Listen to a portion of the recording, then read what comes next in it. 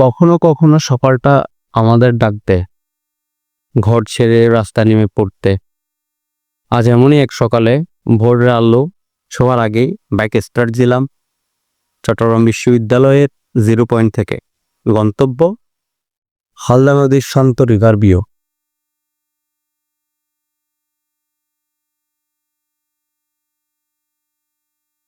রাস্তায় তখনও পুরোপুরি জেগে ওঠেনি শহর।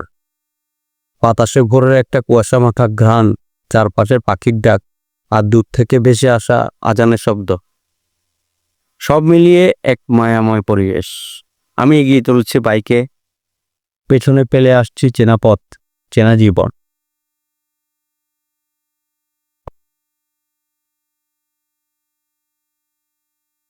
রাস্তাগুলো আস্তে আস্তে গ্রামীণ হয়ে উঠছে।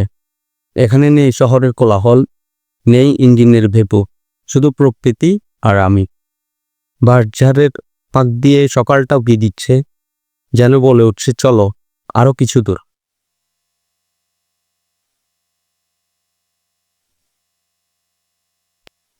শেষমেশ অনেকটা পথ পেরিয়ে আমি এসে দাঁড়ালাম হালদা নদীর পাড়ে। বিশাল জলরাশি যেন নীরবে বয়ে চলেছে, আকাশের রং ধীরে ধীরে বদলাচ্ছে। এখানে দাঁড়িয়ে মনে হয় জীবন আসলে ঠিক এরকমই হওয়া উচিত, শান্ত, নির্ভর, নিজের ছন্দে বয়ে চলা।